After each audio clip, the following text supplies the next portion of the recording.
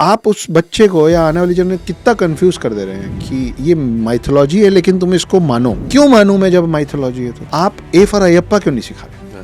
B for ball की जगह B for भगवान सिखाइए। भगवान का फुल फॉर्म क्या है?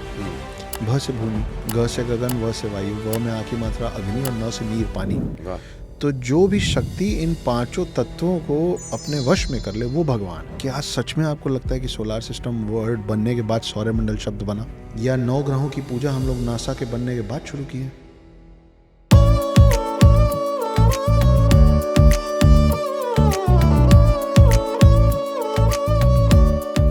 नमस्कार, लाइव भगवान पॉडकास्ट में आपका स्वागत है। सनातन में जिन ग्रंथों, जिन पुस्तकों, जिन भगवान, जिन अवतार, जिन लोगों के बारे में वर्णन हुआ है, उनसे हमें क्या सीख मिलती है?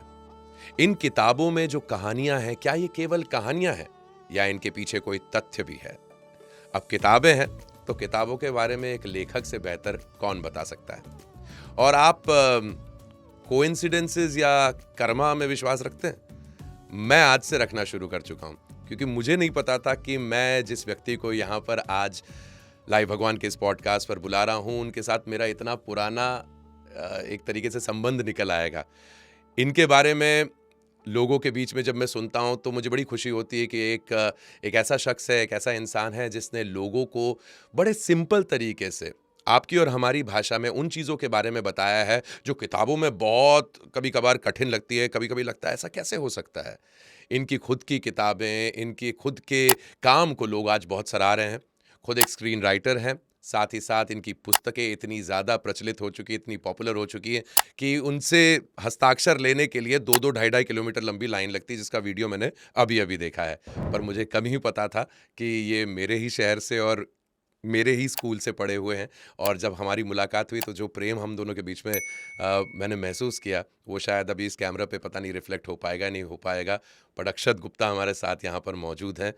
बंधु, कैसे हैं आप? मैं तो प्रणाम। मैं तो बड़ा खुश हूँ कि मुझे ये अभी अभी पता चला है कि आप और हम एक ही शहर से निकल कर आए, और इंदौर शहर का बड़ा प्रभाव आप पर भी है और मेरे पर भी है। बिल्कुल। और हम एक ऐसे शहर में पले बड़े हैं अक्षत, जहाँ पर आप ना चाहते हुए भी एक ऐसे दौर में पले बड़े होते थे जहां पर लोग धर्म धर्मार्थ की अच्छी बातें करना, अच्छी सीख देना, ये होता ही रहता था। इंदौर शहर का असर पड़ा आपके ऊपर, जहां पर आपको ये सारी चीजें समझ में आई और यू गॉट स्पिरिचुअल या अध्यात्म आपके अंदर उतरा? मैं आपको बताऊं, मैं जब पहली बार पहुंचा था इंदौर, हॉस्टल में था, तो मेरा एक सरदार दोस्त था, उसका नाम जस था। अब ऑस्ट्रेलिया में है कहीं। उसने मुझे आदत डाली थी हर बुधवार को बड़े गणपति जाने, खजराना मंदिर। हाँ, बिल्कुल। तो हर बुधवार, और वहीं रास्ते में रोड पे एक जैन मिठाई भंडार अभी भी है, वहाँ से हम मिठाई का डब्बा लेते थे और बाइक पे हर बुधवार खजराना मंदिर जाते थे। और खजराना मंदिर आप डेफिनेटली गए होंगे। वहाँ पे मेन तो गणेश जी का है, लेकिन और बहुत सारे छोटे छोटे। तो हम वहीं पे बैठ के ना अलग अलग पंडित जी लोग से अलग अलग कहानी सुनते रहते थे। तो इंदौर की जो मेरी सबसे अच्छी यादें हैं मंदिरों में जाने की, वो उस मित्र के साथ है जो कि सिख था। और वो मतलब बिना भूले, बिना मिस किए एवरी वेंसडे मेरे को पीछे बैठा था, वो चल। बहुत अच्छे। लेकिन मैं जिस परिवार से आता हूँ, मेरे माता पिता लव मैरिड है उस समय के, अंबिकापुर नाम के गांव में। मेरी माँ उच्च कोटि ब्राह्मण है, शर्मा है जी। तो घर में माहौल वैसा रहा है कि कुछ भी हो रहा है, खाना भी खिलाना है ना किसी बच्चे को। अब मान लीजिए मैं 6 साल का हूँ, लेकिन घर में कोई और बच्चा है, तो उसको खाना खिलाने के लिए जो कहानी सुनाई जा रही है। अब के पेरेंट्स क्या करते हैं ना, हाथ में मोबाइल दे देते, कार्टून देख लो। पहले ऐसे नहीं, ना मोबाइल होता था ना कार्टून्स होते थे। तो जो घर में कहानियाँ सुनाई जाती थी, वो एक था राजा एक थी रानी, दोनों मर नहीं होता था, या पंचतंत्र की कहानियाँ नहीं होती थी। वो अलग अलग किंवदंतियाँ और इसी तरह की कहानियाँ होती थी कि जब शनिदेव ने शिव जी पे नज़र डाली तो शिव जी ने क्या किया, है ना, कि यमराज की जो बहन है उनका नाम यमुना है, कि सिर्फ नदियाँ नहीं होती है, नद भी होते हैं। वाह वाह वाह। तो हम बचपन से ये सब सुन रहे थे कि नदियाँ नहीं होती, नद क्या होता है? तो बोले मेल नदी, ये क्या होता है? अब भी की बात है भैया, थोड़े समय पहले मैं दुर्गापुर गया था, वेस्ट बंगाल जी। तो आदत में शुमार हो गया कि आप गाड़ी में बैठे हैं तो जो भी आपका होस्ट है, जो भी, तो आप उससे एक नॉर्मल सवाल पूछते हैं कि आपके कस्बे के बारे में, आपके एरिया में कुछ बताइए। तो उन्होंने बोला कि सर ये दुर्गापुर है और ये हजारों साल पहले जो पहली बार दुर्गा पूजा हुआ था ना विश्व में, वो यहाँ हुआ था। वाह वाह। दुर्गापुर में ये जो नवरात्रि का हम लोग करते हैं वो पहली बार जब ब्रह्मांड में पृथ्वी में हुआ था, हाँ, तो वो दुर्गापुर में हुआ था। और दुर्गापुर की दूसरी खासियत ये है कि दुर्गापुर दो नद के बीच में है। अब बचपन में जो नद सुने थे वो भूल गए थे। बिल्कुल। तो मैंने बोला नद, तो बोले हाँ सर मेल नदी, और मेरे को माँ की बात याद आई। तो मैंने बोला कि नाम क्या है, तो मेरे को पता चला कि दुर्गापुर जो पूरा कस्बा है जी। वो दामोदर नद और अजय नद के बीच में। वाह वाह। तो मैं बोला अच्छा यार ये तो मतलब भूली बिसरी सी बात लगती कि नद। तो बोले नहीं सर आप तो बचपन से हम सब नद सुनते हैं। तो मैं बोला कैसे, तो बोले सर ब्रह्मपुत्र। और मेरे पुत्र। को लगा अरे यार, हम्म। तो हमारे सामने चीजें होती हैं पर हमको उस नजरिए से दिखता नहीं है, और डिसाइफर नहीं कर पाते हम नहीं कर उसको। पाते। हम नदी नदी बोलते बोलते ब्रह्मपुत्र नदी बोलते हैं, वो वाह। ब्रह्मपुत्र नदी है ही नहीं, वाह। वो ब्रह्मपुत्र नद है, वाह। अजय नद है, दामोदर नद है, गंगा जमुना सरस्वती नर्मदा गोदावरी कावेरी ये नदी। नदियां हैं। वाह। और अक्षत एक चीज तो है कि ये हमारे ग्रंथों में ही और हमारी कहानियों में ही मुझे दिखता है कि हम ह्यूमनाइज करके एनर्जीज को देखते हैं। हमारे जितने भी देव हैं या हमारे जितने भी, और please correct me if I am wrong, कि अवतार और देव के बीच में जो अलग अलग फर्क रहते हैं, हम अग्नि देव या वायु देव या जल देव, इस प्रकार हम उनको ह्यूमनाइज करते हैं, जिनको ज्योग्राफिकली आप देखें तो जैसे आपने कहा नदी, नद, इस प्रकार हमारी कहानियों में उनको ह्यूमनाइज करके समझाने का तरीका शायद क्या इसलिए रहा था कि हम और बेहतर तरीके से कनेक्ट कर पाएं हमारी कहानियों के साथ में, हमारे ऑलमोस्ट जितना भी उसूल हमारे अंदर भरे रहते हैं या जितनी भी चीज़ों को हम समझना चाहते हैं, to humanise them. Not only that भैया, एक्चुअली अब देखिए अभी हम लोग जिस चैनल के लिए बना रहे हैं उसका नाम लाइव भगवान है ना जी। ज़्यादातर लोगों को जब आप बैठ के सोचेंगे तो आपको समझ में आएगा, लेकिन अगर आप यूं ही चलते फिरते सुनेंगे ना तो आपके दिमाग में आएगा कि इंद्र, अग्नि, जल, वायु ये सब भगवान है ना। बिल्कुल। और हम यही मानते भी रहते हैं, पर वो गलत है ना, ये सब देव हैं। जी वही एग्जैक्टली। लोगों को नहीं पता कि देव और भगवान अलग अलग है। कैसे, अभी आपके चैनल का नाम लाइव भगवान है, भगवान का फुल फॉर्म क्या है? भ से भूमि, ग से गगन, व से वायु, व में आ की मात्रा अग्नि और न से नीर पानी। वाह। तो जो भी शक्ति इन पांचों तत्वों को अपने वश में कर ले वो भगवान है। तो उन पांच तत्वों में से तत्व है अग्नि, वायु, जल, जिनके बिना आप और हम नहीं रह सकते, नहीं जीवित नहीं रह सकते। सृष्टि मतलब nature can't exist without all these 5 elements. तो उनको तो आप, उनकी तो आप पूजा करेंगे ना, तो उनको देव बनाया गया है और देवों के ऊपर है भगवान। तो वहां पे आते हैं ब्रह्मा विष्णु महेश। तो हम सुनते तो रहते हैं कि ब्रह्मा विष्णु महेश सबसे बड़े हैं, लेकिन हमको लगता है बड़े छोटे किस बेसिस पे? बड़े छोटे इस बेसिस पे कि ब्रह्मा विष्णु महेश भगवान हैं जो इन सबको कंट्रोल करते हैं। वाह। जो कि देव और देवियां हैं। So almost like a hierarchy, almost like a corporate structure भी है कि कहीं पर एक राइट ऑन बिल्कुल टॉप है। एक सीईओ हाँ, है। हाँ, हाँ, पूरा सब कुछ है। देवों के नीचे गंधर्व आते हैं, उसके नीचे असुर और राक्षस भी आते हैं, है ना। तो ये जैसे पुराने समय में बोला जाता था ना कि आपने शरीर को 4 हिस्से में बांट रखा है, वो है ब्राह्मण, क्षत्रिय, वैश्य और शूद्र। वो भी एक हायरार्की ही थी। उसको बाद में गलत तरीके से पोर्ट्रे कर दिया गया कि भाई इसके सरनेम के साथ जोड़। सरनेम वाला चक्कर नहीं था। चक्कर ये था कि जो बुद्धि का खाता है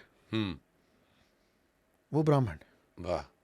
जो कंधे का खाता है वो क्षत्रिय, जिसका पूरा साम्राज्य और जिसकी सुबह से रात तक पेट के आसपास वो वैश्य है, और जो शारीरिक तौर पे इतना मजबूत है कि बुद्धि, कंधे और पेट तीनों को उठा सके, वो शूद्र है। वाह। और ये है एक्चुअल डिवीजन। देखिए लेबर क्लास आप और मैं वो नहीं कर सकते। तो इसका इस बात से कोई लेना देना नहीं कि तुम्हारे सरनेम ही है तो तुम वो हो। अगर अक्षत, अगर इफ देयर, जिस किस्म की अपब्रिंगिंग आपकी रही जी, कौन सी किताबों ने या कौन सी कहानियों ने सबसे ज्यादा आप पर असर डाला, जिसका असर आया आपकी कहानियों पर और आपकी किताबों के ऊपर? मैं जब हम छोटे होते थे, आप और हम छोटे होते थे, तो दूरदर्शन आता था, है ना। तो उसमें सबसे पहले हमने स्पाइडरमैन और ही मैन देखा। बिल्कुल। है ना। बैटमैन सुपरमैन बाद में हम लोग को इंट्रोड्यूस हुआ। सबसे पहले स्पाइडरमैन और ही मैन हुआ है। जी।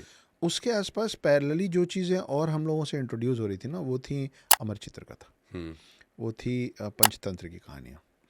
उसके बाद जंगल जंगल बात चली, पता चला है चड्डी पहन के फूल खिलाए मोगली, है ना। तो हम उसमें परिधान में, उस एनवायरनमेंट में बड़े हो रहे थे। अब के जो बच्चे हैं वो इन्फिनिटी वॉर देख के बड़े हो रहे हैं, है ना। वो हमसे बहुत बेहतर स्क्रीन प्रेजेंस देख रहे हैं, आयरन मैन को, हल्क को, बैटमैन को, सुपरमैन को। तो मुझे वो दुनिया जो हमारी है, वो जब मैं अपने मेरे जो सुपुत्र हैं वो 16-17 साल के हैं, 23 मार्च को 17 साल के होंगे। उस समय 6-6.5 साल के थे।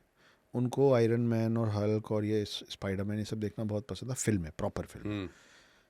पर अगर उनको ये बोला जाता था कि बेटा हमारे सुपर हीरोज हैं 7 चिरंजीवी, तो वो याद करा पाना या उनको उस पर इंटरेस्ट डेवलप करना कठिन था। कि परशुराम लगाओ ना, ये आप अपनी जल्दी बात खत्म कीजिए, मेरे को फिल्म फिर से देखनी। जबकि कितना, if you actually look into our 7 chiranjeevi या हम जितने भी ये super heroes of the west है, कहीं ना कहीं इंस्पायर्ड ही तो लगते हैं, उनकी हर चीज इंस्पायर्ड लगती है फ्रॉम आर स्टोरीज ऑफ। कहीं ना कहीं नहीं, अब तो उन्होंने सीधे सीधे उठाना चालू कर दिया। मैं आपको एग्जांपल देता हूँ, आपने ब्लैक पैंथर देखी होगी जी, तो उसमें जो वकांडा एरिया है वो कैमोफ्लेज्ड है ना, वो दिखता नहीं नेकेड आई से जब आप एंटर होते हैं तो। बिल्कुल।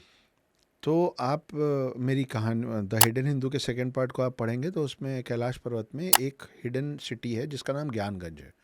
लेकिन ये फिक्शन नहीं है। ऐसा नहीं कि मेरे मन में आया कि अरे मैंने ब्लैक पैंथर देखा है, चलो कैलाश पर्वत के ऊपर ना एक कैमोफ्लेज्ड हिडन सिटी बनाते हैं। वो मेरे ग्रंथों में हजारों साल पहले से लिखा हुआ कि हर वो चीज़ जो यहाँ से विलुप्त हो रही है, यहाँ से एक्सटिंक्ट हो रही है, विलुप्त नहीं हो रही है, यहाँ से उसका खात्मा कर दिया जा रहा है। जितने भी स्पीशीज़ ख़त्म हो रहे हैं उन सबको कहीं पे सहेजा जा रहा है, क्योंकि कलयुग के बाद फिर सतयुग शुरू करने के लिए उन सब की ज़रूरत फिर से पड़ेगी। तो वो कहाँ रखा रहे हैं? तो वो रखा रहे हैं ज्ञानगंज में। सप्तऋषि कहाँ रहते हैं? वो रहते हैं ज्ञानगंज। 7 चिरंजीवी हैं, वो आपके मेरे बीच में नहीं घूम रहे हैं, तो वो कहाँ वेट कर रहे हैं? कल्कि के आने के समय तक उनको रहना है सातों को। तो वो सातों आज कहाँ हैं? वो कल्कि का वेट करते समय कहाँ हैं? तो वो जब यहाँ आते हैं तो कहाँ होते हैं, लेकिन जब यहाँ नहीं आते तो कहाँ होते हैं? तो वो ज्ञानगंज है वकांडा। आप वकांडा, ये ब्लैक पैंथर का फर्स्ट पार्ट फिल्म देखेंगे ना तो आपको दिखेगा कि जब इसको अपनी काबिलियत साबित करनी है तो झरने के ऊपर एक फाइट होता है, 1-on-1 फाइट। तो जो सामने कबीले वाला आता है ना, वो ऐसे करके बोलता है glory to Hanuman, yes he does, and then he starts fighting. Glory to Hanuman. तो कहीं ना कहीं इनडायरेक्टली नहीं, ये तो अब डायरेक्टली उठा उठा के काम कर रहे हैं ये लोग। इन वे ट्रिब्यूट भी दे रहे हैं। I won't call it a tribute. वो उनके लिए बड़ा मसालेदार चीज़ है। और यही पूरा आज की डेट का हमारे देश में यही पूरी बहस है कि वेदर आर वी साइंटिफिक और we are just stories. So what are we? Are we scientific or are we just stories? Because जो क्रिटिक्स हैं वो तो बैठ के इसका खंडन करना शुरू कर ही देते हैं कि आप एक इनविजिबल गॉड और स्टोरीज में, कहानियों में सुने गए किरदारों को फॉलो कर रहे हैं। सो कहाँ है विज्ञान और कहाँ पर आस्था, दोनों के बीच की लाइन मतलब व्हाट इज द प्रूफ? हाँ, टेक्निकली हमें तो कभी प्रूफ की जरूरत पड़ी नहीं, केवल faith is sometimes enough. But what about the critics? अभी रिसेंटली मैं किसी टॉक शो में खड़ा था और कोई महानुभाव खड़े हुए बोले कि आप ये सब बोलते रहते हैं, तो ये सब सच में हुआ था, इसका प्रूफ कहाँ है? तो उस समय लोकसभा चुनाव खत्म हुए 2-1 महीना हुआ जी। तो मैंने बोला, थे लगभग 1,000 का क्राउड बैठा हुआ था, तो मैंने बोला कि क्या नाम है आपका? उन्होंने नाम हम बताया। मैंने बोला आपने वोट दिया था इस बार? तो बोले हाँ दिया था। मैं बोला कहाँ है प्रूफ? मिट गया, ये मिट गया। तो मैं बोला कि ये 2 महीने पुराना आप प्रूफ मेरे को नहीं दे पा रहे हैं, लेकिन आप जानते हैं ना कि आप गए थे, लाइन में खड़े हुए थे, वोट दे के आए हैं, यू नो इट राइट? बोला ऑफ कोर्स। मैं बोला जब आप मेरे को 2 महीने पुराना प्रूफ नहीं दे पा रहे हैं, क्यों? इसलिए नहीं कि आप नहीं दे पा रहे हैं क्योंकि आपके पास तथ्य नहीं है, आप इसलिए नहीं दे पा रहे हैं क्योंकि आपको पता नहीं था ना कि अभी आपसे ये मांग लिया जाएगा। वैसे ही 5,000 साल पहले के पूर्वजों को पता नहीं था कि 5,000 साल के बाद बोला जाएगा कि तथ्य दो, नहीं तो वो भी तथ्य जमा कर लेते। उनको पता नहीं था कि आप ये सवाल पूछेंगे, जैसे आपको नहीं पता था कि मैं भी ये मांग लूँगा। अगर आपको पता होता तो आप कुछ प्रूफ लेके आते, तो फिर उनको लगी बात सही है। अब साइंटिफिकली कितना हम लोग कितने साइंटिफिक हैं उस पर मैं आपको 2-3 कहानियों के तौर पे बिल्कुल कि हर किसी को आराम समझ में। आप सोचिए भैया कि कई 100 साल, कुछ 100 साल पहले एक किसी वेस्टर्न कंट्री से एक आपके जितना गोरा व्यक्ति अपने बच्चों का माथा चूम के नर्सरी में वो A for apple, B for ball, C for cat, D for dog सीख रहे होंगे। 3-4 साल के बच्चे उनको देख के बड़ा प्राउड फील किया होगा उनका माथा। I will take like 5-7 minutes to tell you what I am trying to tell. अपना माथा चूमा होगा, he would have felt so proud of them. और फिर वो एक बड़े से पानी जहाज में बैठ के भारत भूमि आया होगा। जब भारत भूमि वो आया होगा और वो घूम रहा होगा तो देखा होगा कि एक भीड़ लगी हुई किसी एक विद्वान प्रगाढ़ पंडित के आसपास। तो वो भी घुस गया होगा कि क्या चल रहा है यहाँ पे। तो उसको लोगों ने बताया होगा कि ये तो बहुत विद्वान है और प्रगाढ़ पंडित है, इनको बहुत। तो वो बैठ के क्या कर रहे थे, वो कृष्ण लीला सुना रहे थे और बस उन्होंने शुरू किया था। तो ये भी खड़ा हो गया होगा सुनने। ये मेरी गड़ी कहानी है, लेकिन इसका बॉटम लाइन में मैं पहुंचूंगा तो आपको समझ में आएगा कि ये मैं क्या करने की कोशिश कर। तो वो भी खड़ा हो गया होगा। तो उस समय वो बता रहे होंगे कि और इसी गोरे चिट्टे आदमी को देख के बता रहे होंगे कि आकाशवाणी हुई कंस के लिए कि देवकी का 8वां पुत्र वध करेगा। तो वो सब समझ गया। वो बोले कि हाँ, Devaki some female, I got it, Kansa is the villain, I understand, 8th son of Devaki is gonna kill him. What is akashvani? अब उसको कैसे समझाएं? तो वो ऐसे ऐसे किया होगा पंडित या जो भी विद्वान होगा और बोला होगा मतलब सर ऐसे हवा से आवाज़ आती है। तो ये विद्वान है बेवकूफ़ कहीं का। Poor hungry people, Indians, land of snakes, idiots. वो थोड़ा और आगे बढ़ा होगा। फिर कहीं एक कोई विद्वान के आसपास लोग खड़े होकर सुन रहे होंगे, वहाँ फिर रुका होगा, बोले चलो ये कुछ ढंग की बात करेगा। अब वो कहानी, कृष्ण की कहानी बढ़ते बढ़ते पहुँच गई है महाभारत में। और वो जो विद्वान है वो बोल रहा है कि एक अंधा राजा था जिसका नाम धृतराष्ट्र था, जिसके बगल में उसका सारथी था संजय, गवलगन का बेटा, जिसको ये सुपर पावर था कि वो यहाँ बैठे बैठे कुरुक्षेत्र की चीज़ देख लेता था। उसको दूरदर्शिता का वरदान था। बोले यहाँ बैठे बैठे कुरुक्षेत्र में क्या वो बता रहा था। बोले जी, अनदर पुअर हंग्री मैन। क्योंकि हम तो जनेऊधारी थे ना, कितना भी पैसा होता था हम सोना सर पे पहन लेते थे, गले में पहन लेते थे, लेकिन यहाँ जनेऊ दिखता था। तो हम उनके लिए तो हम नंग धड़ंगी घूम रहे थे। ठीक है, वो और आगे बढ़ा होगा। फिर वो गलती से किसी गुरुकुल में पहुंचा होगा जहाँ उसी के बच्चे के उम्र के छोटे छोटे बच्चे ABCD नहीं सीख रहे थे, पूरा पूरा श्लोक बोल रहे थे अर्थात के साथ। तो उसको लगा होगा कि यार मेरे बच्चे तो बहुत ही पीछे। अब उसके पास 2 रास्ता था, या तो अपने आने वाली 10 जनरेशन लगाए और हमारे बराबर अपनी लाइन पहुंचाए, या हमारी लाइन मिटा दे। उसने बोला इजी वे आउट, इनकी लाइन छोटी करते हैं। तुम काले हो, मैं गोरा हूँ, मैं ज़्यादा अच्छा हूँ, मेरे को आज तक नहीं मालूम है कि मैं शर्ट के ऊपर टाई क्यों पहनता हूँ, लेकिन मैं हूँ तुमसे बेहतर। क्योंकि तुम मुकुट पहनते हो, लेकिन मैं अपना ही गले को क्यों चोक करके घूमता रहता हूँ मेरे को नहीं पता, पर मैं हूँ तुमसे बेहतर। तब हमको सिखा, हमारे गुरुकुल बंद होने शुरू हुए, इनके SCHOOLs शुरू हुए। I understand that it is very important to know English in order to stand on the global platform, in order to become the CEOs and Sundar Pichais and the Prime Minister of Britain, Rishi Sunak and all of it. All said and done, no debate on that. पर boss, ये कहाँ लिखा है कि अंग्रेजी सीखने के लिए A for apple, B for ball, C for यही सीखना पड़ा। आप A for अयप्पा क्यों नहीं सिखा रहे? आप चलो आप मुस्लिम हो, आप A for अल्लाह क्यों नहीं सिखा रहे? बी फॉर बॉल की जगह बी फॉर भगवान सिखाइए, बी फॉर बिलीफ सिखाइए, भगवा सिखाइए, सी फॉर कल्चर सिखाइए, डी फॉर धर्म सिखाइए, ई फॉर एलिफेंट सिखाना ना, ई फॉर एकदंत सिखाइए। बच्चा पूछेगा कि यार गणेश जी की कहानी क्या है, तो बताना कि कैसे टूटा था दांत। यही है ना आपका मेरा कल्चर। एफ फॉर फैन, अरे इंजीनियर बनेगा तो बच्चे को प्रोफेसर फैन चालू बंद क्या, उसको खोलना बनाना सब सिखा देगा। आप F फॉर फेथ सिखाइए, आपका बच्चा कम जाएगा डिप्रेशन में। Of course. ये करते करते इन्होंने हमको बड़े प्यार से सिखाया G फॉर गॉड। अभी अगर मैं यहाँ छींक दूंगा ना तो आप मन में बुदबुदा देंगे गॉड ब्लेस यू। छत्तन जी नहीं बोलेंगे आप, भूल गए आप, है ना। तो अगर आपको G फॉर कुछ सिखाना है तो आप G फॉर गुरु सिखाइए।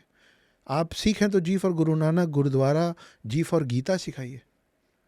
लेकिन हम नहीं सिखा रहे। S फॉर स्नेक सिखाना है, S फॉर शेषनाग सिखाइए। बच्चा बोलेगा शेषनाग क्या है, बताइएगा कि बेटा सत्युग, त्रेता युग, द्वापर युग, कलयुग, फिर वापस सत्युग। तो कलयुग के अंत में जब शिव जी से प्रलय लाके सब कुछ बर्बाद करते हैं, उसके बाद जो नाग शेष बच जाता है ना, रिमेनिंग, उस पे विष्णु जी बैठते हैं, विष्णु जी की शैया बनता है वो, इसलिए उसको शेष नाग कहते हैं। तो आप एक शेष नाग समझाते समझाते प्रलय, 4 युग, शिव, विष्णु सब बताएंगे, और वहीं से बात निकलेगी कि शेष नाग जो है ना, वही राम का भाई लक्ष्मण था और कृष्ण का बड़ा भाई बलराम था, वाओ, वही था शेष। That's the story. या शेष नाग को लेके गए थे वो तो लक्ष्मण थे। जब वापस सब खत्म हुआ, वापस राम और लक्ष्मण शेषनाग और विष्णु के रूप में वैकुंठ धाम पहुंचे, तो शेषनाग ने शिकायत की, बोले ये गलत बात है, आप मेरे को छोटा भाई बना के ले गए, सब अपनी मनमानी कर, मेरी बात नहीं सुन रहे थे आप। तो विष्णु जी मुस्कुराए, बोले हाँ ठीक है, अगली बार बड़ा भाई बन लेना, देख लेता हूँ कितना सुन लूंगा तुम्हारी। तो अगली बार शेषनाग बलराम बन के आए, दाऊ। दाऊ। उसके बावजूद कृष्ण अपने मन का किए। अब आप सोचिए, getting back to my hypothetical story, उसको बोला गया था, वो विद्वान ने बोला था कि आकाशवाणी होती थी, हवा से आवाज़ आती थी, है ना, और उसको लगा होगा पागल हो गया ये, बेवकूफ़ है ये। आपके देश में जो पहली बार रेडियो चैनल चालू हुआ उसका नाम आकाशवाणी ही था। Who knows it better than you, right? जी। आपका जो पहला चैनल चालू हुआ उसका नाम दूरदर्शन ही था। तो आप यहाँ बैठे बैठे देख रहे थे ना कि शाहजहाँ में इंडिया और पाकिस्तान का मैच चल रहा है, बिल्कुल। और आप यहाँ बैठे बैठे मंत्रा को सुन रहे थे ना रेडियो मिर्ची पे। तो वही है ना आकाशवाणी और वो तब दूरदर्शन। क्यों नहीं हो सकता था?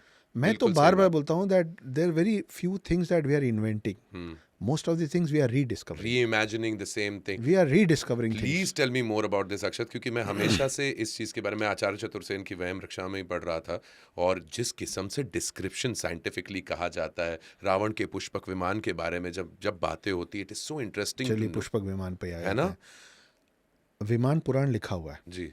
मतलब उस पे वो वोटिंग का वो भी नहीं चाहिए, है प्रूफ है। कि विमान पुराण लिखा हुआ है। जी। आप सोचिए कि विमान कैसे बनेगा, कैसे उड़ेगा, उसके अंदर मर्क्यूरी पारा डलेगा, क्योंकि वो गर्म होता है तो वो लाइट होता है, वहाँ पे बैठने का स्पेस कहाँ रहेगा। पूरा विमान का वो बनाने वाले लोग और विमान पुराण लिखने वाला जो भी व्यक्ति है, वो सबसे पहले इस बात पे दिमाग लगा के फाइट नहीं किया होगा कि यार मैं ग्रेविटेशनल फोर्स से कैसे लड़ूंगा। जो लोग ग्रेविटेशनल फोर्स को छोड़ने का नहीं सोच पाए, जिनको ये ना पता हो कि ग्रेविटेशनल फोर्स होता क्या है, वो विमान कैसे सोच सकता है? बिल्कुल पॉसिबल नहीं है ना। हमको बताया गया आईपीएस में भी न्यूटन्स लॉ ऑफ ग्रेविटी, पूरे विश्व को मालूम है Newton's law of gravity. Newton के पैदा होने से 1000 साल पहले एक शख्स थे जिनका नाम था ब्रह्मगुप्त। उन्होंने एक ग्रंथ लिखी थी, उसमें 3 लाइनें थी। वो थी कि जैसे अग्नि का काम होता है हर चीज़ को भस्म करना, जैसे पानी का काम होता है लगातार निरंतर बहते रहना और शीतलता प्रदान करना, वैसे ही पृथ्वी का काम होता है हर चीज़ को अपने प्रति आकर्षित करना। वो लिख के मर गए। उनके मरने के 500 साल बाद भास्कर द्वितीय पैदा हुए। उन्होंने उनकी ग्रंथ पढ़ी और उसमें से ये 3 लाइन को उठाया और उस पे पूरा व्याख्यान किया और बोला कि उन्होंने जो बोला है ना 500 साल पहले कि पृथ्वी का काम हर चीज़ को अपने प्रति आकर्षित करने का है, उस फिनोमिनन को गुरुत्वाकर्षण बोलेंगे। भास्कर द्वितीय मर गए, उसके 500 साल बाद न्यूटन अंकल पैदा होने का प्लानिंग कर रहे थे। लेकिन हमको क्या बताया गया? Newton's law of gravity. Newton's law of gravity.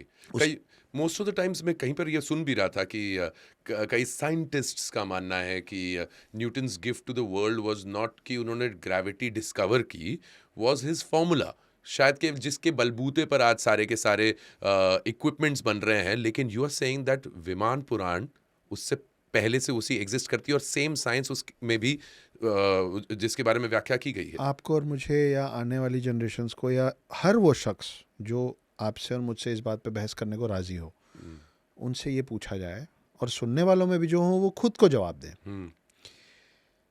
एक दिन नासा बना, उसके पहले अमेरिका बना, फिर नासा बना। नासा ने एक दिन बहुत एडवांस टेलीस्कोप बनाया और एक विवाद चल रहा था कि हर वो शख्स जो ये कहता है कि सूरज बीच में और पृथ्वी घूम रही है वो एंटी क्राइस्ट है ना। उनको हाउस अरेस्ट करते थे, कईयों को सूली पे टांग दिया। एक नाम है गलीलियो और ऐसे और थे। तो अगर तुम ये बोल रहे हो कि पृथ्वी गोल गोल घूम रही है और सूरज बीच में है तो तुम एंटी क्राइस्ट हो, ठीक है, क्योंकि उनका मानना था कि पृथ्वी सेंटर में है, और सूरज घूम रहा सूरज आसपास घूम रहा है। है, ठीक है, वो एंटी ये क्राइस्ट था, ये कुछ अभी ही की बात है, हाँ, अभी हजार की- साल पहले पता अभी नहीं। की बात है, ठीक है। उसके बाद ये नासा बना, एक एडवांस टेलीस्कोप बनाया गया और फिर उन्होंने बताया कि नहीं नहीं बॉस, सूरज बीच में है, पृथ्वी घूम रही है, और सिर्फ पृथ्वी नहीं घूम रही है, there are 8 more planets, total 9 planets हैं। इसको हम लोग कलेक्टिवली बोलेंगे सोलार सिस्टम। हम्म, हर वो शख्स जो आपको और मेरे को गलत साबित करने की कोशिश करेगा, उनसे ये पूछा जाए कि क्या सच में आपको लगता है कि सोलार सिस्टम वर्ड बनने के बाद सौरमंडल शब्द बना, या 9 ग्रहों की पूजा हम लोग नासा के बनने के बाद शुरू किए हैं? हम हज़ारों सालों से 9 ग्रहों की पूजा कर रहे हैं। That's चावल का ढेर बनाते हैं, उसमें एक सुपारी लगाते हैं, बिल्कुल 9 ऐसे ढेर बनाते हैं, गृह प्रवेश हो चाहे किसी की अंत्येष्टि हो, 9 ग्रहों की पूजा होती है।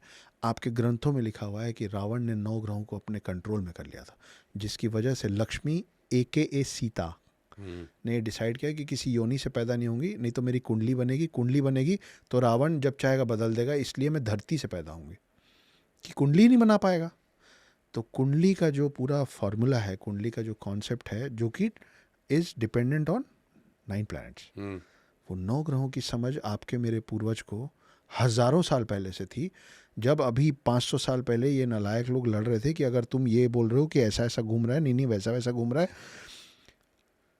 आपके और मेरे देश में हमेशा से ज्योग्राफी को भूगोल ही कहा गया है। हम्म, भू मतलब लैंड, गोल मतलब गोल। बिल्कुल, ये लड़ रहे थे कि पृथ्वी फ्लैट है। हम्म, हम्म, उस समय भी हमारे पुराणों में भूगोल शब्द ही लिखा हुआ है, बिल्कुल, भूमि गोल है। बिल्कुल, बिल्कुल, तो वो थे हम। अब प्रिज्म, हम्म, हमको बड़ा मजा आता था देखने में, इधर से लाइट है, उधर 7 हो गया, 7 कलर्स विबग्योर। बिल्कुल, हमारे पूर्वजों ने ना कहानियों के माध्यम से इतना मेटाफोरिकली चीज़ें हम हमारे लिए छोड़ के गए हैं, जो उनको उनके लिए बड़ा सिंपल था, हम्म, क्योंकि वो हमसे ज़्यादा बुद्धिजीवी थे, हम्म, हम्म, कि उनको लगता था कि अरे ये तो समझ ही जाएंगे, हमको नहीं समझ में आ रही बातें उनकी, तो हमारी गलती है ना, हम नहीं समझ पा रहे। तो अगर मैं ओवर एस्टिमेट कर लिया नेक्स्ट जनरेशंस को उन्होंने। यदि मैं साउथ जा रहा हूँ और साउथ का लैंग्वेज मुझे नहीं आता, तो वो साउथ के लैंग्वेज की गलती है क्या? बहुत खूब, मेरी गलती है ना, कि मैं नहीं समझ पा रहा हूँ, तो मैं उस लैंग्वेज को सीखूंगा ना, कि मैं ये बोलूँगा कि लैंग्वेज गलत है।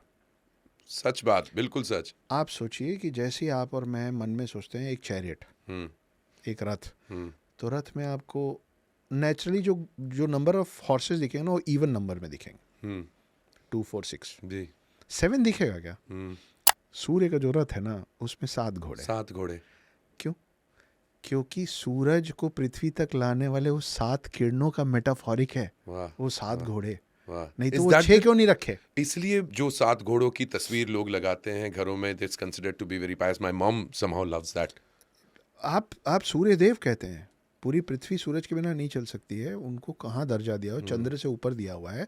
तो सूरज को 7 घोड़े इसलिए दिए हुए हैं क्योंकि हमारे पूर्वजों को बिना प्रिज्म के पता था, नेकेड आइज से, कि सूरज की जो किरण आती है ना, उसमें 7 रंग होते हैं। अक्षत, आपने चैरियट्स बोला तो आई डोंट नो वेदर मैं डाइग्रेस करूंगा, लेकिन एक किताब ने मेरी लाइफ में बड़ा इम्पैक्ट किया था। एनरिच वॉन डैनिकन करके एक ऑथर है, उनकी किताब थी Chariots of Gods। Chariots of gods, जिसके अंदर उनके एक्सप्लेनेशन से ये साबित होता है कि every god that we worship, including major Hindu deities and जिनका वर्णन सनातन में हुआ है, कुड बी पावर्स और एंटिटीज फ्रॉम अनदर वर्ल्ड, जिसको आज के नॉर्मल जबान में एलियंस कहते हैं, या पुष्पक विमान को यूएफओ दर्शाया गया। और दुनिया भर के अलग अलग कोनों में, भले वो माचू पिचू हो या पेरू की बात करें, हनुमान जी के होने के क्लियर कट वहाँ पर एक्सप्लेनेशंस है, पिक्चर्स हैं।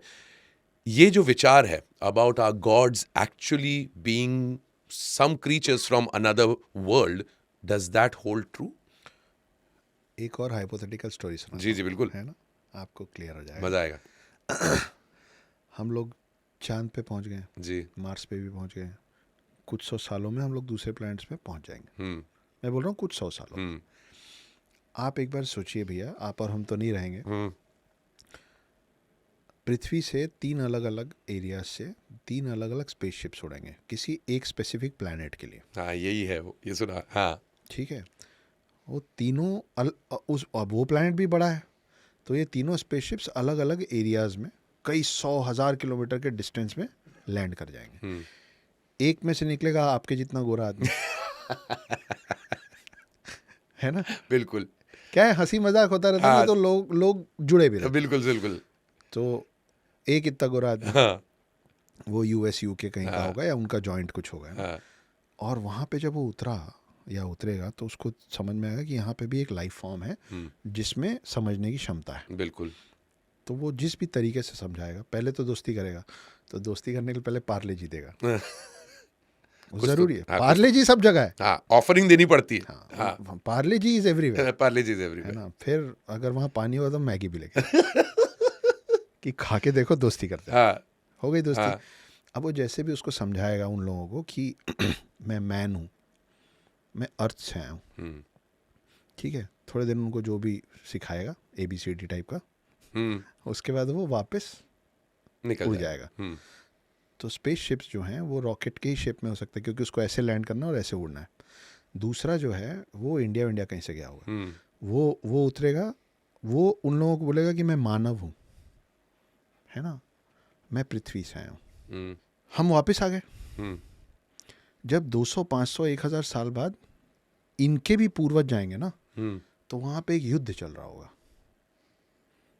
कि असली जो भगवान है ना वो मैन है, और मैन रहता है अर्थ में, और दूसरा बोल रहा होगा मैन वैन कुछ नहीं होता है, असली जो भगवान है ना वो कहलाता है मानव, और वो रहता है पृथ्वी में, और तीसरा बोल रहा होगा जो भी बोल रहा होगा, है ना, ठीक है। और वो आया कहाँ से था? वो ऊपर से आया था। आप देखिए सारे रिलीजन हाथ जोड़ते ना तो ऊपर ही देखते। बिल्कुल बिल्कुल। और वो गया कहाँ? वो वापस ऊपर गया, और वादा करके गया है कि वापस लौट कर आएगा, मैं फिर आऊँगा। मैं फिर आऊंगा। और वो जो भगवान था ना उसका कलर जो था ना वो ऐसा स्किन कलर था, ठीक है।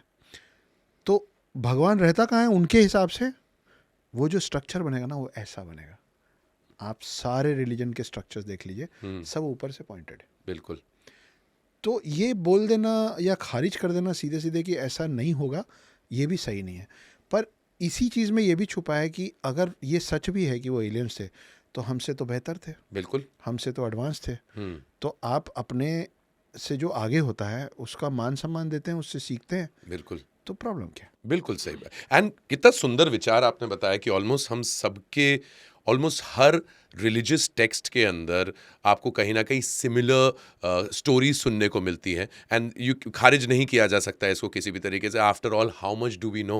आज अमेरिका से जो पहुंचा होगा वो क्रॉस पहना होगा, भारत से जो पहुंचा होगा वो तिलक लगाया होगा, है। तो फिर उनके लिए भगवान का की जो रूपरेखा वो सेम हो जाएगी।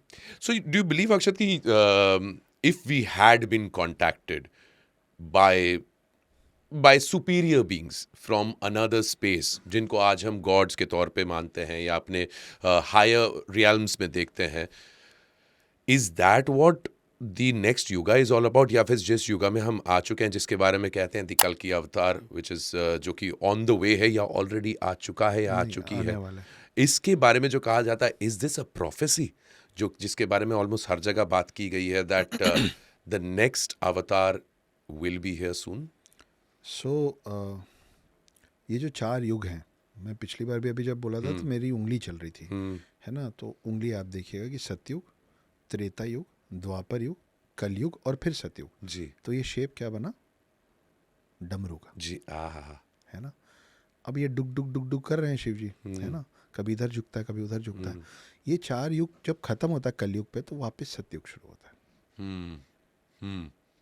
मतलब अब ये जो डमरू का शेप है, अगर आप इसको पन्ने पे डमरू बनाएं और मैं आपको बोल दूं कि जल्दी जल्दी इसी लाइन पे बार बार लाइन चलाओ, आपको पता भी नहीं चलेगा कि ये लाइन कब ऐसी हो जाएगी। तो ये हो जाएगा इन्फिनिटी कि नेवर एंडिंग लूप। तो शिव जी के लिए यही बोला गया है कि अनादि और अनंत, ना उनका शुरुआत है ना उनका अंत है। प्लस मैं आपको ये भी बोला था अभी शुरू में कि ज्ञानगंज में हर वो स्पीशी जो एक्सटिंक्ट हो रही है उसको रखा जा रहा है। तो आप सोचिए कि अभी अगर आप और मैं यहाँ बीच में एक टेबल लगा चेस खेलें और आप मेरा हाथी मार दें, मैं आपका घोड़ा मार दूं, तो जो जो गोटियाँ इस खेल के बाहर होती जाएंगी भैया, उसको हम खिड़की से बाहर फेंक देंगे क्या? नहीं ना, हम उसको साइड में रखते जाएंगे। बिल्कुल। फिर जब हमारा ये बोर्ड गेम खत्म होगा तो हम सबको उठा के वापस उस बोर्ड में डाल के बंद कर देंगे, वाह।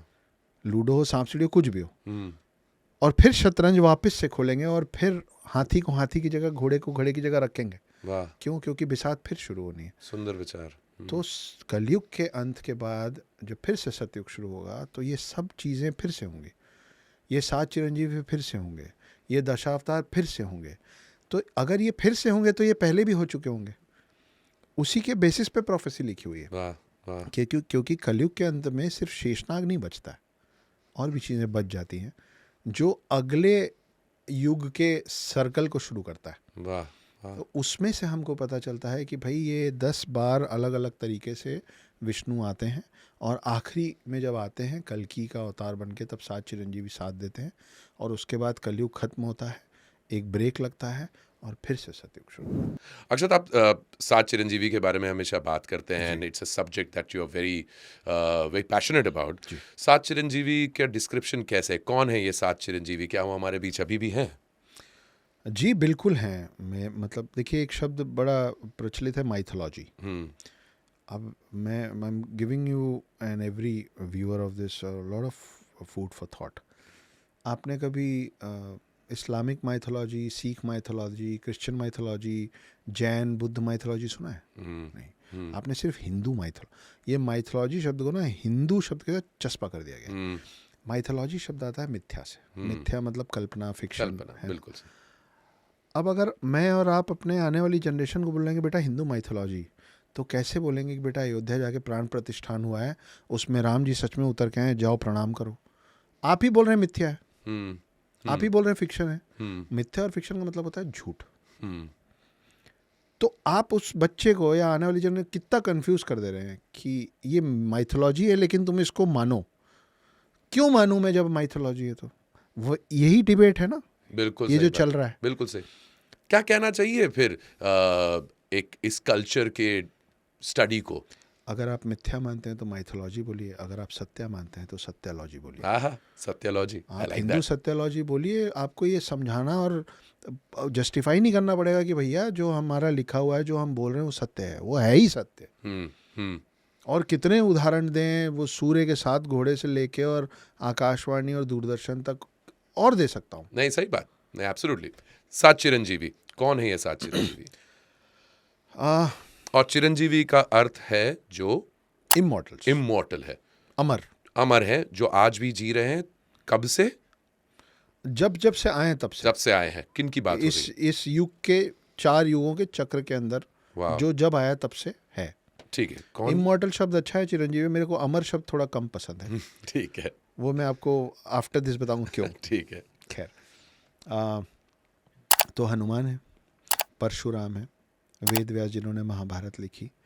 वेद व्यास के महाभारत में अश्वत्थामा आते हैं जी। ही आउट ऑफ दीज 7 ये एक लौते श्रापित हैं। The only cursed immortal is Ashwatthama. Ashwatthama के मामा हैं कृपाचार्य, वो भी महाभारत के हैं। वो हैं। फिर राजा बलि हैं जिनके लिए विष्णु जी ने वामन अवतार लिया था। और रामायण से हनुमान तो आए, लेकिन रामायण से एक और किरदार आते हैं इस 7 इमॉर्टल्स में, वो है रावण का भाई विभीषण। वाह। तो हनुमान, परशुराम, वेदव्यास, अश्वत्थामा, कृपाचार्य, राजा बलि और विभीषण, ये 7। ऑफ कोर्स आप इंदौर में आपने पढ़ाई लिखाई भी करी है। मंदसौर नाम की जगह है हमारे पास में, जहाँ पर मंदोत्री का गांव बताया जाता है। कहते हैं वहाँ पर साल में जब दशहरा मनाया जाता है पूरे देश में, बाकी जगहों पे रावण जलाया जाता है, मंदसौर में नहीं जलाया जाता।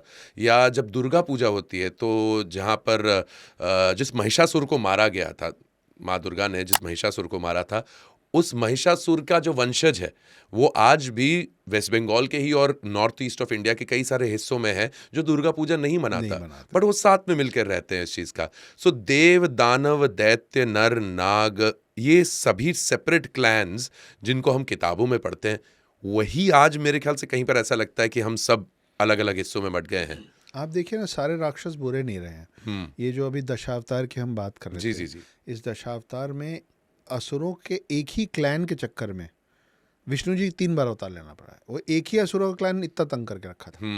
एक हिरण्यकशिपु, फिर हिरण्यकश्यप, और 7 चिरंजीवियों में जो राक्षस राज बाली है, जी जिसके लिए वामन अवतार लिया गया। जी तो हिरण्यकशिपु, हिरण्यकश्यप और इनसे लड़ने के लिए नरसिम्हा अवतार, वराह अवतार और वामन अवतार, वाह ये एक ही परिवार, मतलब सब एक दूसरे के वंशज हैं। हम्म इन्हीं के बीच में प्रहलाद है।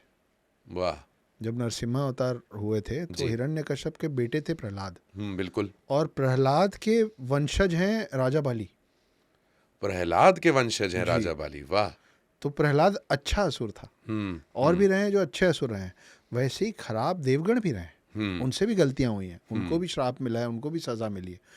तो ये वैसी वाली बात है कि ये वही वाली बात है कि आपका सरनेम ही है तो आप शूद्र रहोगे, ये गलत बात है। बिल्कुल सही। वो आपकी करनी और आपके कर्म पे निर्भर करता है कि आपके अंदर कौन से गुण, तामसी गुण ज़्यादा हैं कि राजसी गुण ज़्यादा है कि सात्विक गुण ज़्यादा है। The characters in your books also, जिन आपकी किताबों के अंदर जो किरदार हैं, जो हमारे ही अतीत से कहीं ना कहीं जुड़े हुए हैं। If you actually think if you have to write a film या किसी की कहानी लिखने के लिए आप जाते हैं, which are the gods who inspire you the most to write stories about them? Of course, you're a Shiv Bhakt and you have I am a Vishnu भक्त। and you're a Vishnu Bhakt. Who are the gods that you think have the most, जिनकी कहानियां ऐसी हैं जो शायद कोई सोच भी ना पाए, कोई फिल्म मेकर इस दुनिया का ना बना सके? हाँ, मैं अभी एक ऐसी किताब पे काम कर रहा हूँ। चल रहा है it is a trilogy again, जी। बट वो 2027 में रिलीज होगी। वाह वाह, बहुत खूब। It's a huge story and I know कि उस पर फिल्म नहीं बन पाएगी। वो है कहानी, थ्रिलिंग है, उसमें सारे एलिमेंट्स हैं, लेकिन उसको फिल्म पे पर्दे पे नहीं उकेरा जा पाएगा। वाह वाह। तो उसमें हैं बहुत सारे एलिमेंट्स, अभी मैं उसका स्पॉइलर नहीं दूंगा। नहीं, of course. And as far as writing is concern, Akshat, आप स्क्रीन राइटिंग भी कर रहे हैं, your novels are also out.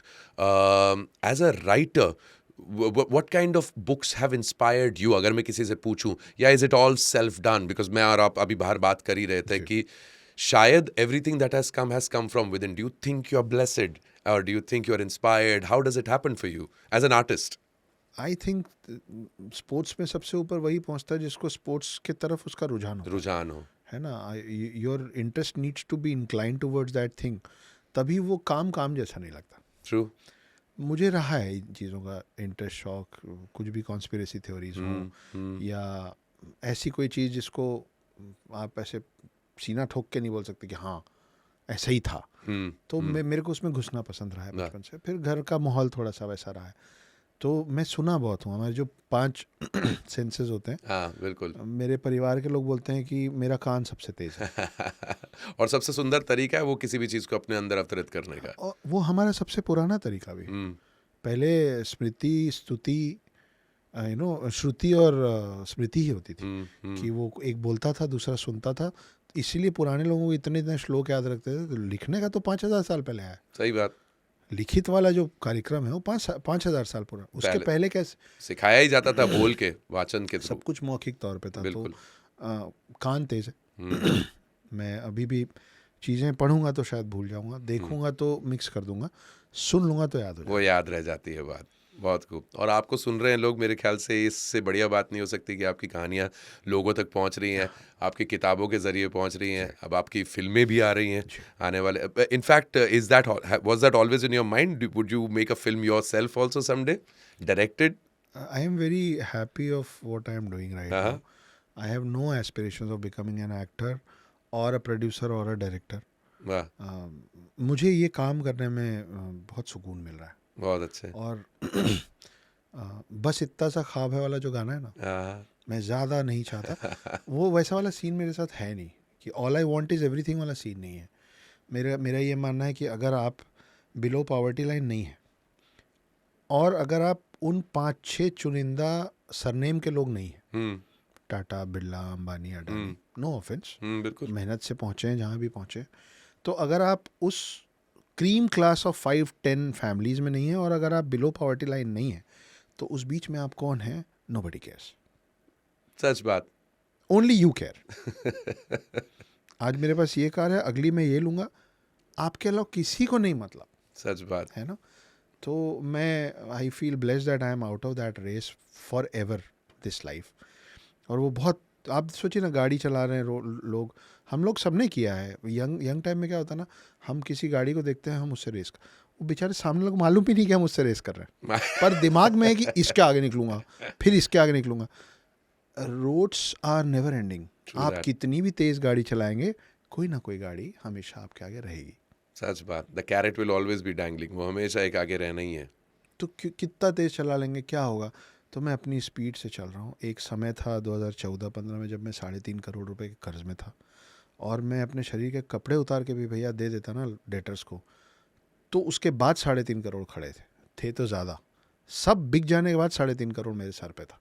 मेरे को नहीं मालूम था मैं कैसे लौटाऊंगा। तब मैं हाथ जोड़ के अपने भगवानों से प्रार्थना करता था कि मेरे को ना कर्जे में दुनिया मत छोड़वाइएगा, मैं बस इतना चाहता हूँ कि जिसका मतलब अगले जन्म में इनमें से किसी की शक्ल ना देखनी पड़े। तो मैं 3.5 करोड़ रुपए मेरे को कहीं से मिल जाए मरने के पहले, मैं इन सब का कर्जा हाथ जोड़ के माफ़ी मांग के चुका दूं, क्योंकि मैं लेट हूँ, समय पे नहीं दे पाया हूँ। अपन मोक्ष की प्राप्ति कर लेंगे। भगवान जी उससे बहुत ज़्यादा दे दिए। सबको लौटाने के बाद जितना लौटाना था उससे ज़्यादा मेरे पास है। अब उसके बाद भी मैं हाय हाय करूँगा ना, ये भी मैं कर लूँ, वो भी मैं कर लूँ। तो अगर मैं हल चलाऊँगा तो बैल क्या करेगा? बैल को बैल का काम करने बैल दो। को बैल का काम करने दिया जाए।